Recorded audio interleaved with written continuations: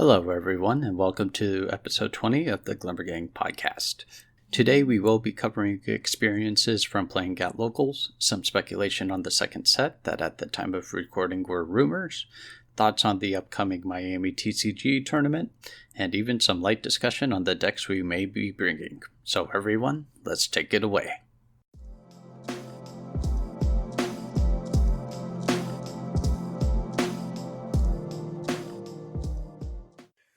All right, everyone. Welcome back to the Glimmer Gang podcast. It's been a bit. It's been a little bit since you guys have heard from us, but it's where we're here to talk about what's been going on in the Lorcana competitive space. Obviously, we had the first official tournament, not official from Lorcana, but like in-person tournament with prizing and stuff.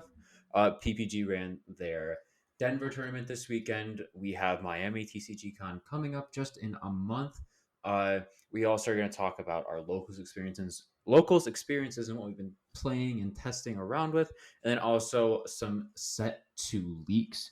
But the first thing I want to talk about, and we're going to talk about, is the Lorcana OP Tour. This happened September 2nd, so about a little over a week ago from the time of recording.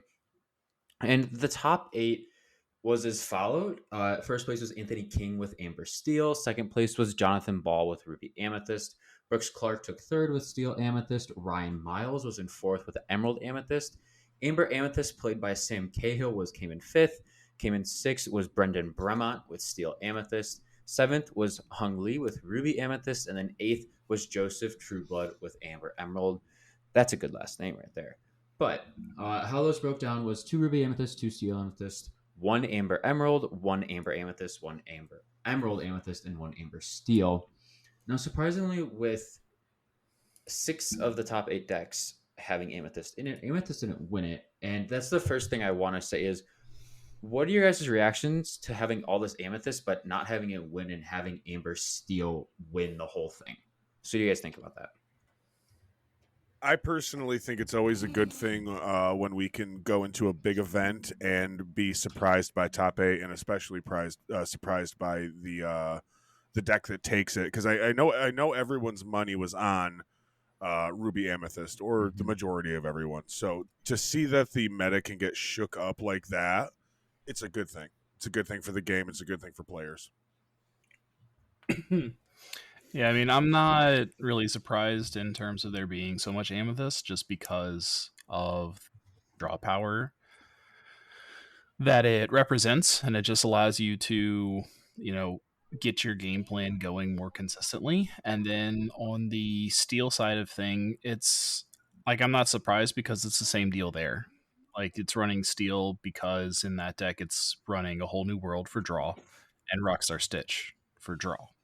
And so, I mean, it's the 2 colors that have the best draw in the game, and they're the ones that were represented. So, makes sense.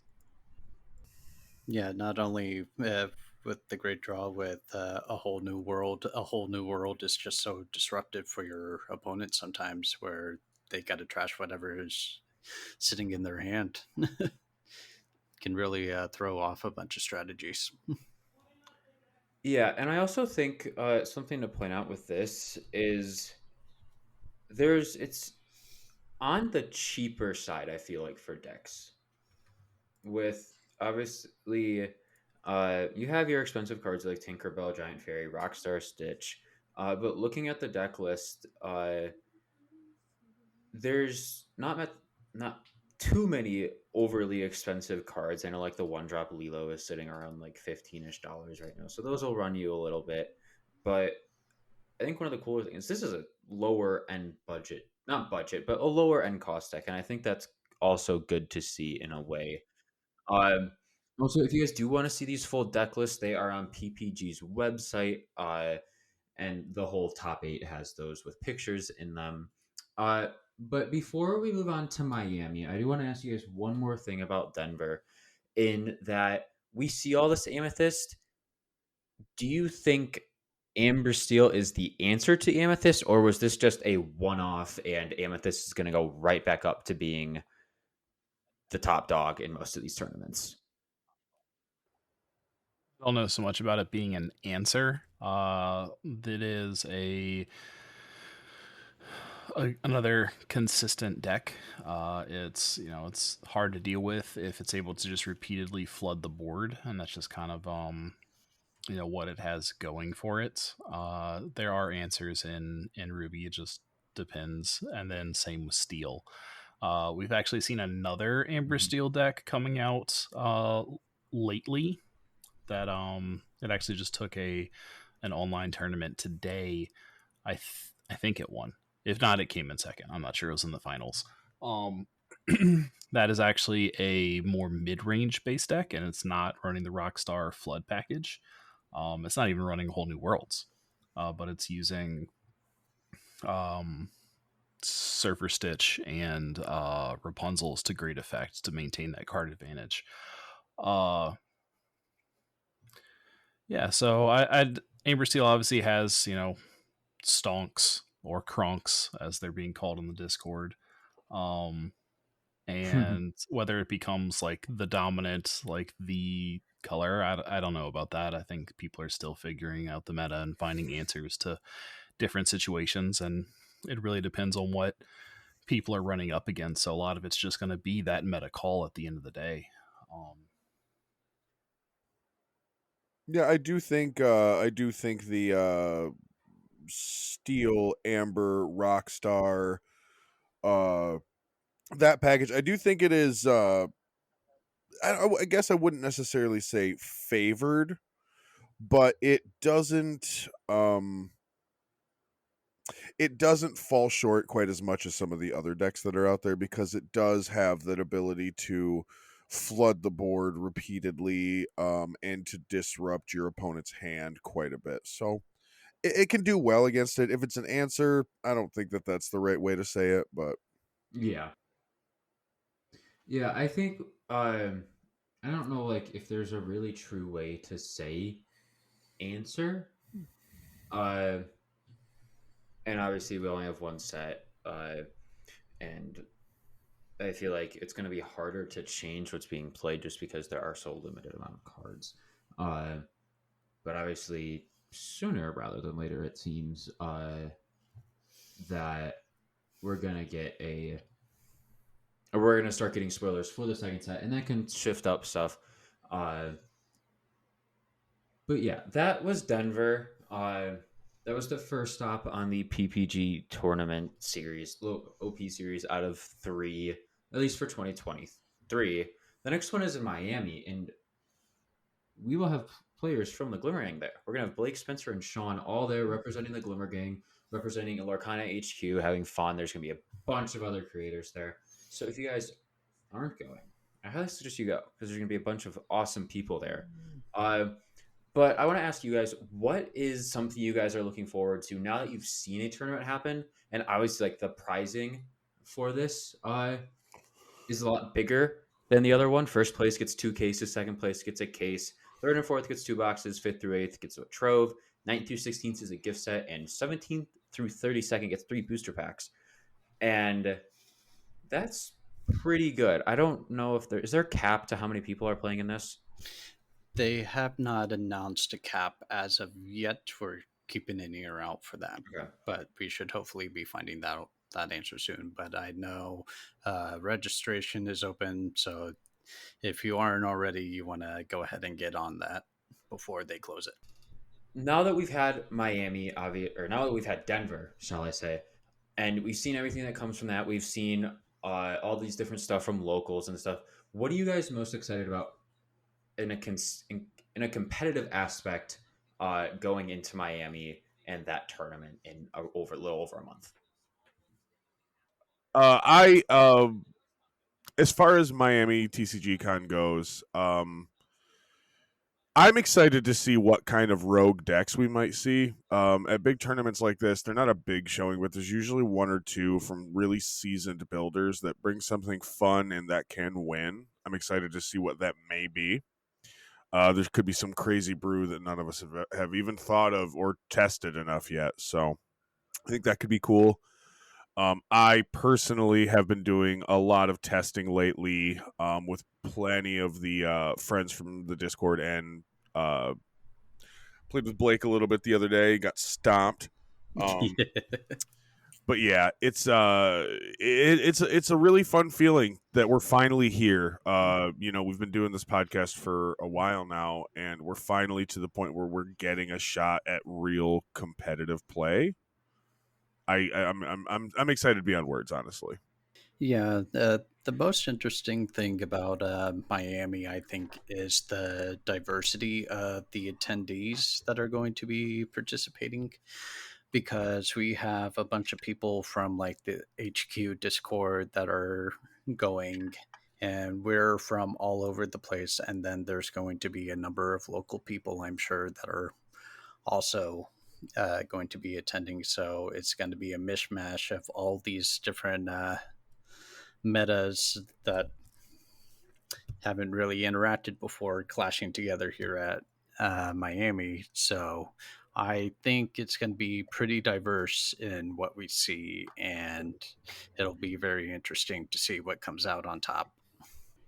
Yeah, I mean, I'm just excited for the experience. I mostly just want to go and just hang out with all the people that I saw at Gen Con, and then get some games in and see what happens. Like I'm mostly going to have fun, and just like I'm actually trying to be a judge, so we'll see if I hear back from PPG about that. If not, then I will be participating in the tournament, and I'll be doing my best. I've been trying to help the boys here out with some testing on their stuff, and working on figuring out what I'm going to be running myself.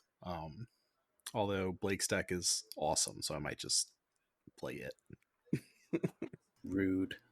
Nah, it's good. I'm glad you're having fun with it.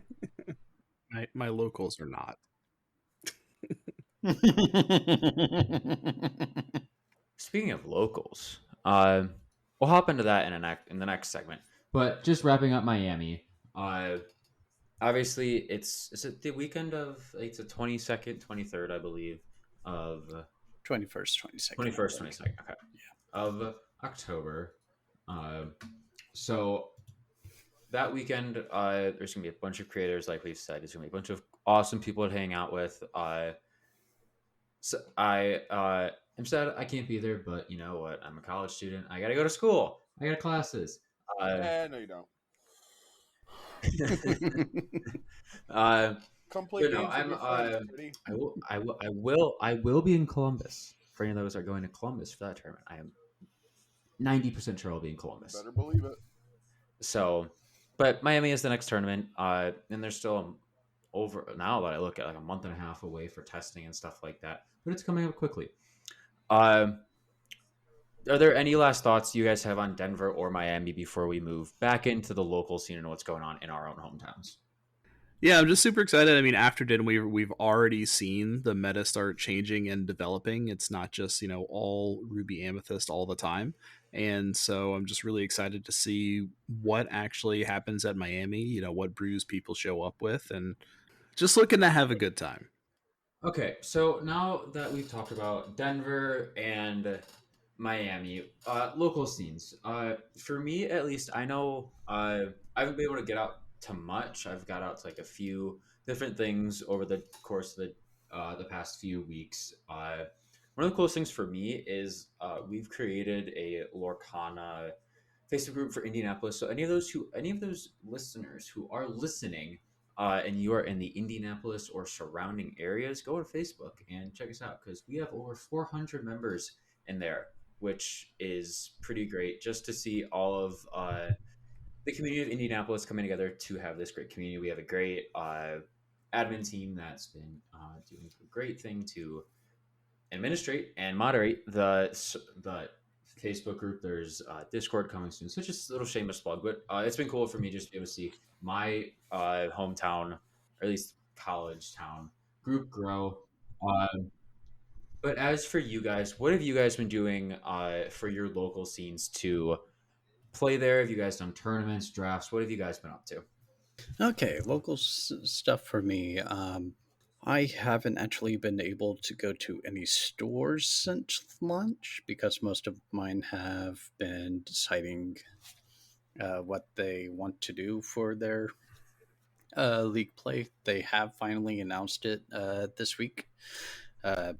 So starting next week, I'm going to be attending a bunch of local events, hopefully on Mondays and Thursdays. But on Monday, I did get together with a few other Canadians up here in the Ontario area. I teamed up with the Magic Lumineer, or the Fresh Maker, as you might know him on the Discord, and then also Instinct TCG and Collectibles with Nicole and her brother, if you've seen them, and then Iceman and Iceman, if you know them on the Discord as well. And basically, we took our troves that we were able to pre-order for the big box store launch, and we had ourselves a little mini sealed event, which was very fun. It was very interesting to see the combos that everyone was able to pull off using all the different ink colors and just having fun cracking packs. No enchanteds were pulled that day, unfortunately. But the funny thing was, we all pulled a foil Prince Eric. Every single one of us. And I did pretty good. Won my first two games and then got carried away because the Fresh Maker was able to pull together a nice little emerald package that just blocked me from doing anything. But yeah, looking forward to next week to being able to start doing some actual constructed play in tournaments. Cool. Guess I'm the only one that has actually been able to participate in League so far. I have actually gone to 3 different shops. I went to one down in New Orleans proper a while back, 2 weeks ago, I want to say. And it was pretty cool. It was a cool shop. I got to meet some people. All of them are really just running like the basic League structure. No one's really doing anything fancy except for my like locals. And then after I went to that one, I found out that there's one in Baton Rouge. And I had to drive an hour for both of these. And I'm going to be going to that one more because it was super easy drive, all interstate, and the people and the shop are really cool. They're like really into the Lorcana scene, so I'm very happy about going and participating there. That one's pretty fun. I was able to get some really nice trades done as well, so I'm super close to building out my playset now. I only need 2 more cards, and which is really exciting. And yeah, I had a good time. They're doing like the 10-point cap, and then all of the bonus point things. So I was able to knock out my 10 points after only 2 games with like all the bonus points and stuff I was able to get. So that was pretty nice because, being able to do that with the hour drive there and back means I don't have to stay there until like 10 o'clock at night and then get home at 11 if I want to bounce early, which is pretty cool.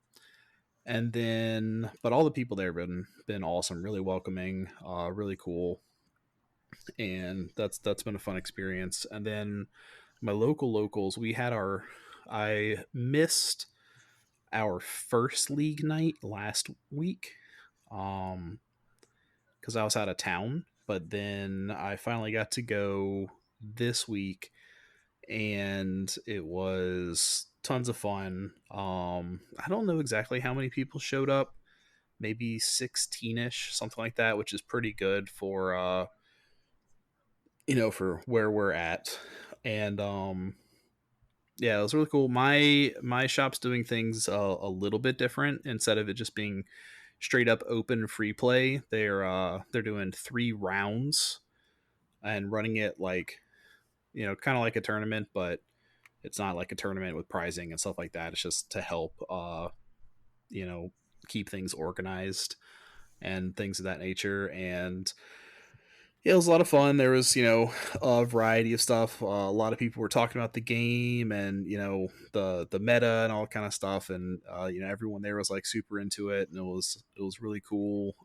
Got some people like basically still playing starter decks and some people playing full-fledged meta decks. And I was running Blake's brew because my shop is doing each week they're picking 3 optional things for points, and so this week was one that deck was really tuned for, and so I brought it, and yeah, I went 3-0. It was people did not enjoy playing against that deck. Thank you, Blake. I enjoy playing it, and yeah, it was. But overall, it was a really good time. I am excited to continue doing both of those leagues. Also, I got to see the blue pins finally, which was really cool. They are absolutely gorgeous. We heard you first, folks. Blue pins, absolutely gorgeous. Uh, but yeah, local scenes. Obviously, it's very early, and everything's different for everyone. But we are, to all the people who are listening to this.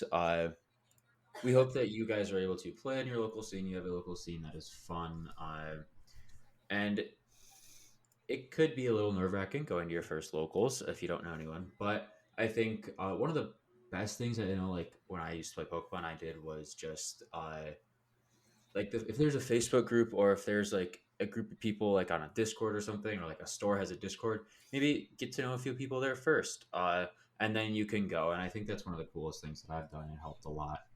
Uh, but now the last thing we want to talk about is something very small, but we did get a few spoilers for set 2, and this was confirmed by the gamer, or Eric Switzer, I believe. He said they confirmed this. Uh, but let's see, where was this? It's somewhere in here. So princesses. We got deck boxes for Mulan and Sisu from Raya and the Lost Dragon. Those are 2 confirmed. Uh, and I believe there was something else, but I can't think about it. I can't think of it. Winnie the Uh, Pooh playmat. there you go. Winnie the Pooh playmat. So Brandon, or BCR24, is very happy about that, I assume.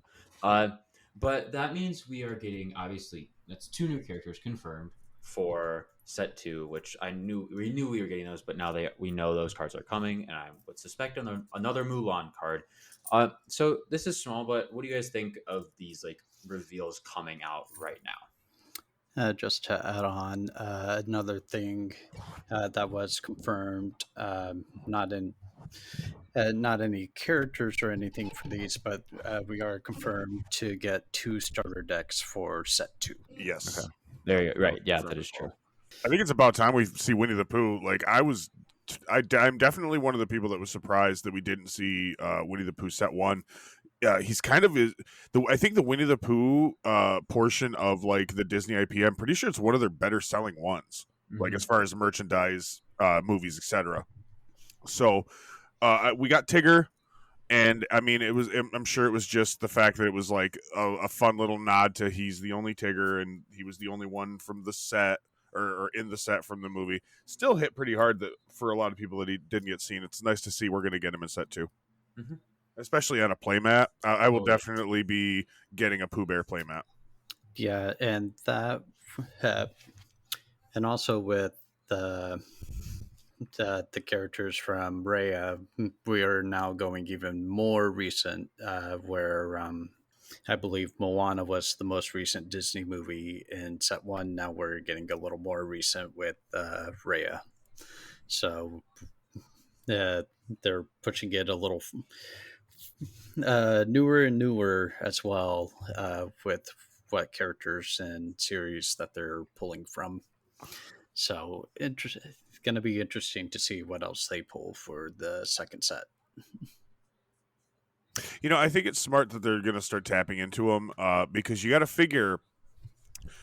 I would imagine like what would we say the starting age group for like TCGs generally is, like 13-ish? Around there. I would imagine kids that are that age, Raya and the Last Dragon is probably a pretty formative movie for them.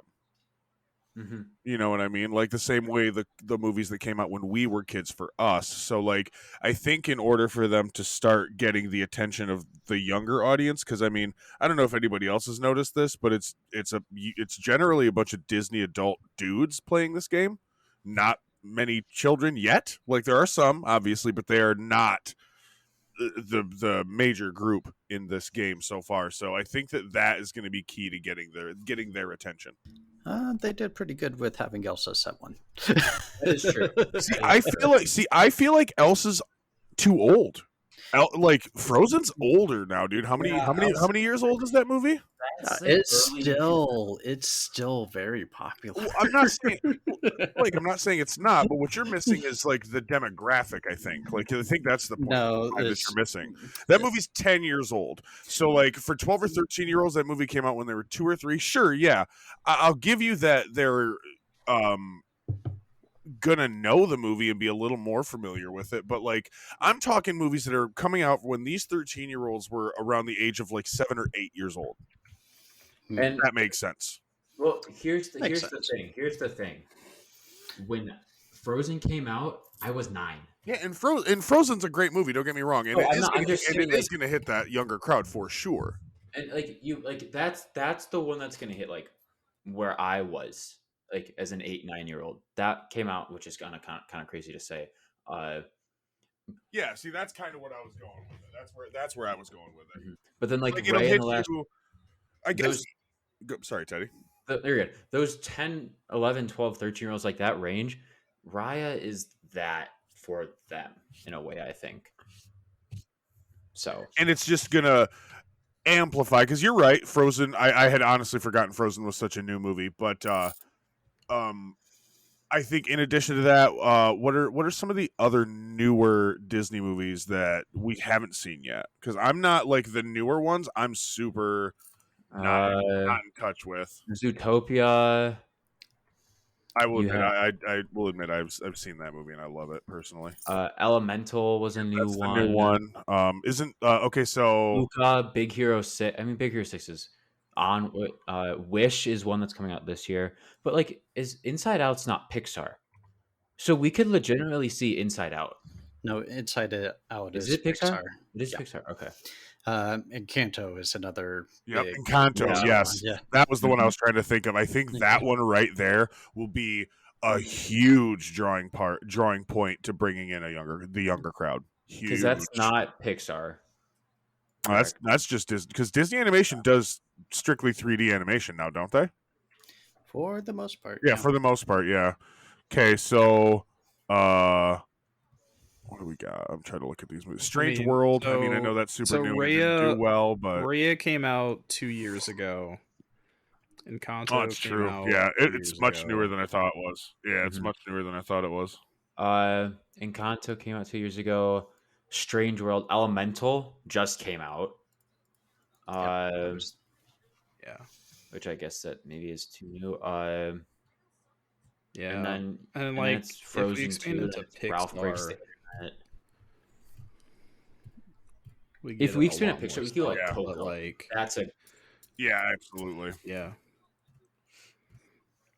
Well, I mean, I've never even seen Coco, but like there's a lot of Pixar stuff that would hit that time frame. As far as like Disney animation studio stuff, you're looking at Frozen 2 in 2019, and then I think the only one I think the next one before that is Moana. Yeah, it's Moana.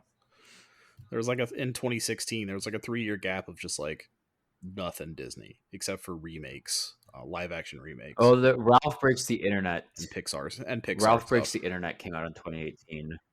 So you technically have Wreck-It Ralph, which is 2018. The second one came out in 2018. So I guess we could see that. I don't think we see that one right away though. That's not like that popular. But yeah, there's a lot we could see, and I think Shawn's point is pretty good in the fact that Raya is so recent in their. Or no, this is Blake. Who's said this. Was this Blake or Shawn? It was Like me. it's so. It was Shawn.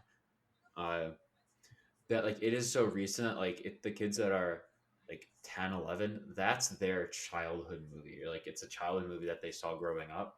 So like as much as like I relate to Frozen or Wreck It Ralph or even Moana were the ones that like I watched growing up. You guys have yours from like when you guys were children that you saw, and so Decades ago. decades ago. Uh, Raya is the one that's for this generation, I guess. People are gonna hate this, but I think Ray is a terrible movie. I've never seen it, Neither have I. I haven't seen it either. Cool art design. Like I like the character design and stuff like that. I just haven't watched it. Have we watched Raya and the Last Dragon? Yeah. All right, my son informs me that we have in fact watched Raya and the Last Dragon. Oh. Raya. Guess it wasn't too memorable. Nope. No, he remembers it, but I do not. So the cool thing to think about though is that this movie, Raya, like released when they were developing the game. Like the game was already in development at this point. That's true. Oh, That's true.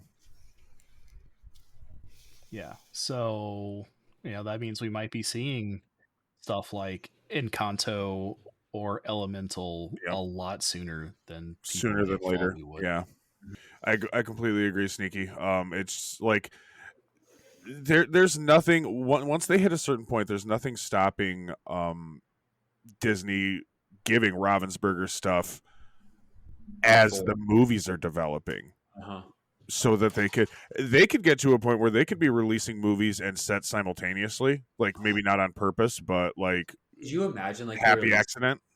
They release a movie and like with it they release a promo or something you see like go. That's an option there. Yeah, that's absolutely. And like the cross promotion you can do off of stuff like that, dude. The money prints itself essentially. So yeah. They just needed to get their feet on the ground. They needed to get the ball rolling on this game. And once it is going steady, the sky's the limit with the cool kind of stuff that they can do. I don't know if you guys saw this. It doesn't really have anything to do with like the competitive side of things, but it makes me personally happy. Somebody had released on Twitter a picture of like an invitation. It looked like I think it was wrapped around a starter deck, maybe, but it was for one of the Disney cruises, talking about come and play on this cruise with Ryan Miller. Do you know how happy that made me that day? Like the amount of times I've talked about a Lorcana cruise, and to see that, not exactly what I talked about, but like it's getting there. Like that's close. Yeah, I did see that. It looks very awesome being able to do that. Just don't play on the deck. Yeah. No. Yeah, we could see a Lorcana cruise here soon, guys. You never know what could happen. All right, so obviously, we just talked about set 2 spoilers, but before we wrap this up, let's talk about the decks and like stuff we've been playing, because we've been referring to them as Blake's deck list, Teddy's deck list, everyone's deck list. What's in these deck lists? And since I feel like Blake's deck has been hyped up so much, Blake, you want to talk about your deck? Yeah, since it's been dropped the most today. My deck list, I won't go into too much details. Don't want to give everyone too much of an advantage when they meet me in Miami. You're going to need it. You'll all need it, I promise. And it's still in flux. I'm still testing things out, but basically it is Amethyst and Sapphire are the ink colors, and it kind of takes a bit from the Ruby Amethyst control deck that's out there and kind of tries to do kind of the same thing, but just as Merriweather from Sleeping Beauty says, make it blue. So yeah, basically taking some similar cards, like in comparison, Ruby has Maleficent, Sapphire has Hades, similar cards that Ruby has Dragonfire, Sapphire has Let It Go for those removal cards, and then basically taking advantage of a little ramp package to try to get to that point a little earlier to be able to play those big cards, and just trying to control what your opponent is doing. And it's been doing pretty well. Its only real weakness is redacted. That was good. That was good. It does have some bad matchups. I won't mention which, but overall, it plays pretty well. And I don't know if you want to talk about your experiences to try and get out. I know you said you went 3-0 with it, Spencer. Oh yeah, I've been loving the deck. I've been playing it a bunch. It's just really fun to play. I built Amethyst Ruby and I thought I would enjoy it, and I made the mistake of building Amethyst Ruby after I played Blake's deck, and it's just not nearly as much fun to play, and that's really important to me, you know. So I'm still testing out some other stuff as well, but it's definitely the deck that I have had the most fun with, and yeah, I hate Shawn's deck. He can tell you about it. Yeah, Sneaky hates my deck. I'm going to tell you about it. What's your deck, Shawn? I'm basically I'm not going to say the name that everybody likes because I find it horrible. I'm going to be playing, most likely, obviously it's a month and a half from now. It could change, but Amber Emerald, I think, is where my heart lies for now. I'm playing the just-in-time variation of the deck. I'm not going to tell you what I have to use with just-in-time. I'm sure you can guess most of it. But yeah, there's a little bit of spice in there. You got the Rockstar package, so I get to a point where I can draw and or flood the board, which is always fun if my main strategy of the deck doesn't show isn't as fruitful as I want it to be. And like I said, I have some things in there to deal with some of the more problematic decks in the meta right now. So I think it'll be fun. I think, and like I said, I do have one deck in the pocket that I haven't really shown anybody that I'm really trying to make work, but we'll see. Ooh, yeah, mysterious. Yeah. Oh, and just as you mentioned earlier, my deck does really good against Shawn's. So.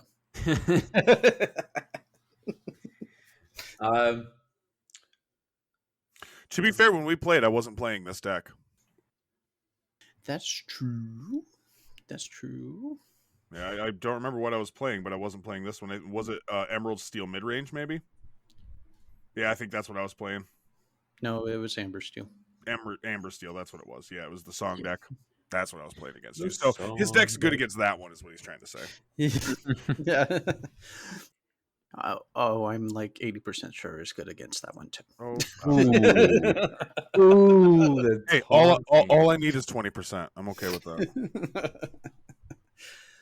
We'll see. We'll see. Miami will be the place to test that. It's true, absolutely. 20% of the time, it works every time. Exactly. Well, I won't be in Miami, but I think, well, at least the deck I have Sapphire Steel built in person. I don't mind it, actually. It's not so bad as I thought it originally was. Obviously, it has its rougher matchups, but I've started to learn how to play those matchups and like how to pace out things and stuff like that. But something else that I've been looking and playing around with is Ruby Amethyst. I think as a lot of people have. I personally have enjoyed playing it a lot. Just in my testing with locals and other places. So those are two decks I've been looking at. I haven't really been able to go too deep of a dive in, just because of school and stuff. I've been trying to figure stuff out there and like they get a whole balance of stuff. But no, I'm excited to see what these guys can do at Miami with their decks. And yeah, I'm a Steel Sapphire in person and Amethyst Ruby when I can other places. But yeah, do we all have any last thoughts on the episode? I'm going to take Shawn down. Wow. Wow. Blake's just coming at him I didn't now. know it was like that, but all right, bring it on. Dang. We're a competitive podcast. It's true. Need I It's remind very you? It is very true. Well, that was everything we had for today's episode. We hope you guys all enjoyed listening. We can't wait for Miami. We can't wait to see what comes out of Miami, and we hope you guys are having a bunch of fun playing your decks at home.